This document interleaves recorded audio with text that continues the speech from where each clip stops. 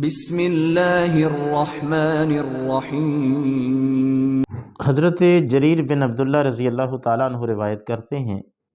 کہ مدینہ منورہ کی ایک خوشگوار صبح میں ہم اللہ کے محبوب علیہ الصلوۃ والسلام کی بارگاہ میں بیٹھے ہوئے تھے۔ ٹھنڈی ٹھنڈی ہوا کے جھونکے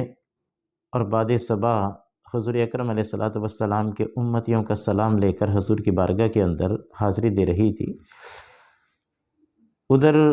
سورج کی کرنیں مدینہ کی دھرتی کو چومنے کے لیے زمین کی طرف اتر رہی تھی کہ اسی دوران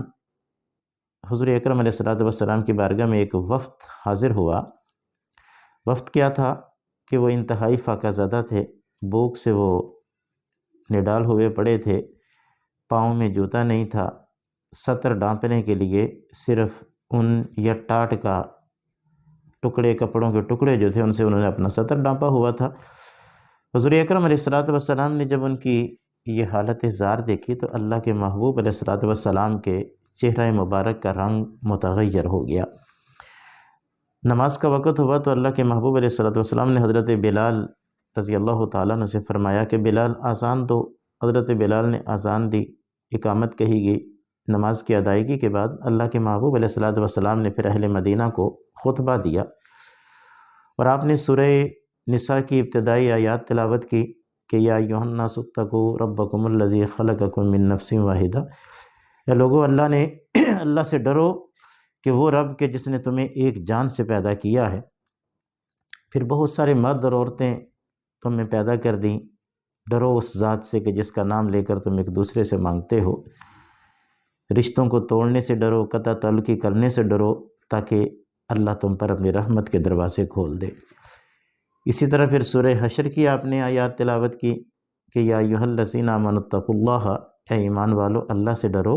ولتنظر نفس ما قدمت لغد، اور ہر نفس کو یہ چاہیے کہ وہ دیکھے کہ وہ کل کی زندگی کے لیے آگے کیا بھیج رہا ہے۔ اللہ کے محبوب علیہ الصلوۃ والسلام جب خطبہ ارشاد فرما چکے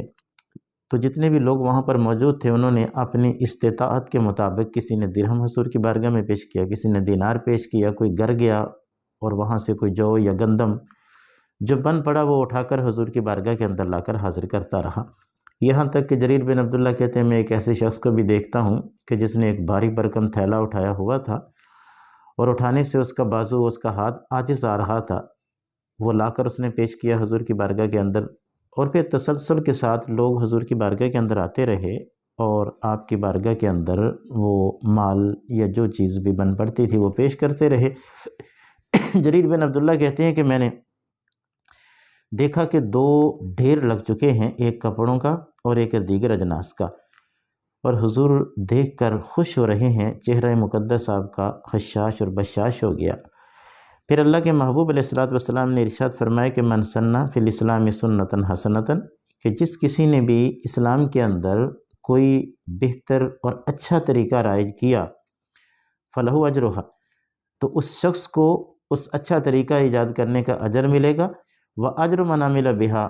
اور اس کا بھی اس کو اجر ملے گا جو شخص اس پہ عمل کرے گا، بعدہ من غیر ان ینقص من اجورہم شیء۔ اللہ کے محبوب علیہ الصلوۃ والسلام فرمانے لگے کہ عمل کرنے والوں کے اجر میں بھی کوئی کمی نہیں ہوگی، اس کے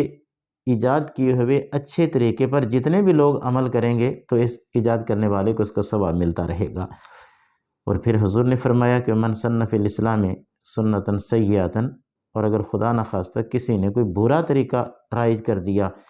تو کان علیہ وزرھا، اس برا طریقہ رائج کرنے والے کا وبال اور اس کا گناہ اس پر ہوگا، وزر من عمل بہا، اور جو اس پہ عمل کرے گا اس عمل کرنے والے کا گناہ بھی اسے ملے گا، اور بغیر کسی کمی بیشی کے، یعنی اس کے گناہ کے اندر بھی کوئی کمی نہیں ہوگی اور عمل کرنے والے کا گناہ جو ہے وہ بھی اس کو ملتا رہے۔